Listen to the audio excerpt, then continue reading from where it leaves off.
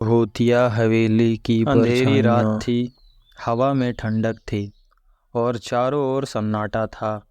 एक पुरानी हवेली गांव के कोने में स्थित था, जिसे लोग भूतिया हवेली कहते थे।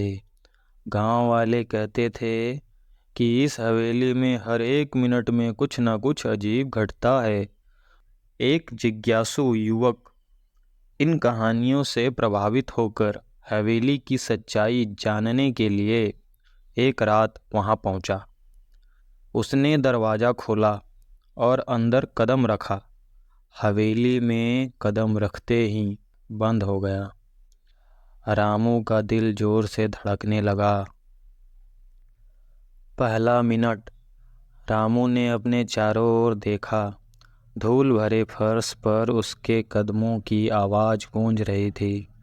तभी अचानक एक पुरानी घड़ी ने घनघनाना शुरू कर दिया। वह घड़ी बंद पड़ी थी, लेकिन रामू के कदम रखते ही चलने लगी। दूसरा मिनट, रामू ने सीढ़ियों की ओर कदम बढ़ाया। हर कदम के साथ सीढ़ियाँ चरमराती रही। जैसे ही वह तीसरी सीढ़ी पर पहुंचा, अचानक एक ठंडी हवा का झोंका उसे महसूस हुआ। हवा के साथ ही एक धीमी आवाज़ उसके कानों में गूंजने लगी, वापस जाओ, वापस जाओ। तीसरा मिनट, रामू ने खुद को साहस दिया और आगे बढ़ता गया। अब वह हवेली के दूसरे मंजिल पर पहुंच गया था। उसने एक पुराने दरवाजे को खोला। अंदर एक कमरे में एक पुरानी पेंटिंग लगी थी। पेंटिंग में एक महिला का चेहरा था, जिसकी आंखें सीधे रामू की ओर देख रही थी।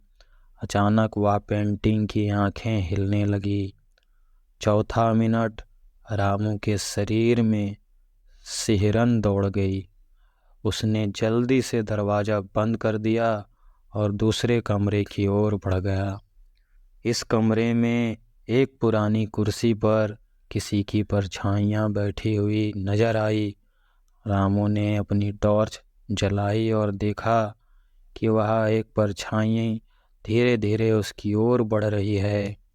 पांचवा मिनट, रामू के साथ पैर कांपने लगे। उसने जल्दी से हवेली से बाहर निकलने की सोची, लेकिन जैसे ही वह वापस मुड़ा, दरवाज़ा अपने आप बंद हो गया। हवेली की हर एक दीवार पर छाएं उभरने लगी, जैसे कि वे रामू को घेरने लगी। रामू ने जोर से चिल्लाया और दरवाजे की तरफ दौड़ा।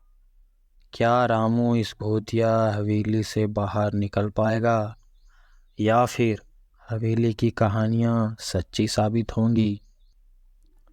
सस्पेंस का अंत जानने के लिए अगली बार का इंतज़ार कीजिए।